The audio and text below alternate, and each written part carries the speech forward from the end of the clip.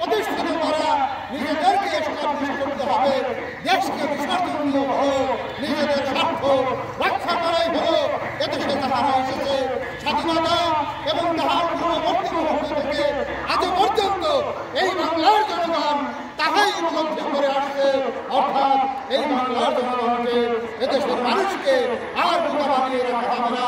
অর্থাৎ এদেশের মানুষ অত্যন্ত সচেতন মানুষ, এদেশের মানুষ সেই স্বাধীনতাকামী মানুষ, এদেশের মানুষ গণ অভ্যুত্থান করে এদেশের স্বৈরাচারের পতন ঘটিয়েছে, ফ্যাসিস্টের পতন ঘটিয়েছে। অর্থাৎ তাহার থেকে আমাদের বুঝতে হবে এই বাঙালি জাতি, এই এদেশের মানুষকে বোকা বানিয়ে রাখা যাবে না। তাই এই বাংলার মানুষ প্রতীক্ষায় আছে, তাহারা অপেক্ষায় আছে একজন মহান অভিভাবকের, একজন মহান নেতার, যাহার কথায় যাহা থাকবে কাজের মাধ্যমে তাহা বাস্তবায়ন হবে। সেই মহান নেতা এই বাংলার মানুষ তাহারা তাদের হৃদয়ের অন্তরস্থল থেকে তাহারা খুঁজছে, এবং সেই নেতা হচ্ছে জাকের পার্টির মাননীয় চেয়ারম্যান পীরজাদা মোস্তফা আমির ফয়সাল।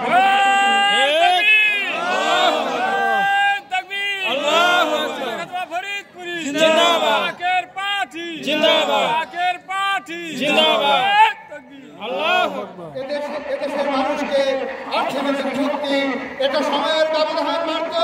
যদি আপনার আমার ভিতর সেই নীতি নৈতিকতা থাকে, আর যদি তাহা ভুলে গিয়ে নিজের পকেট, নিজেকে বিত্তশালী করার চিন্তা ভাবনা থাকে, কশ্চিনকালেও সেটা সম্ভব হবে না। অবশ্যই সেই ত্যাগ নিজে শিকার দিয়ে এদেশের মানুষকে অর্থনৈতিকভাবে মুক্ত করতে হবে।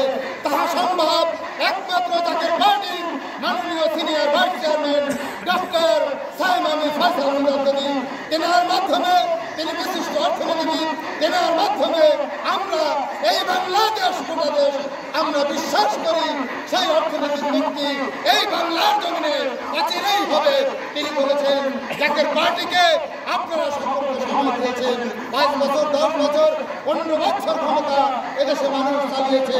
জাকের পার্টিকে আপনারা মাত্র 3টি বছর যদি সময় দেন, আমরা বিশ্বাস করি এর মধ্যে এই বাংলাদেশের মেরুকরণ অর্থনীতিকের চাকা সচল করে জাকের পার্টি ছাড়বে ইনশাআল্লাহ বলেছেন জাকের পার্টির মাননীয় senior vice chairman doctor Saim Amir Faisal মুজাদ্দেদী।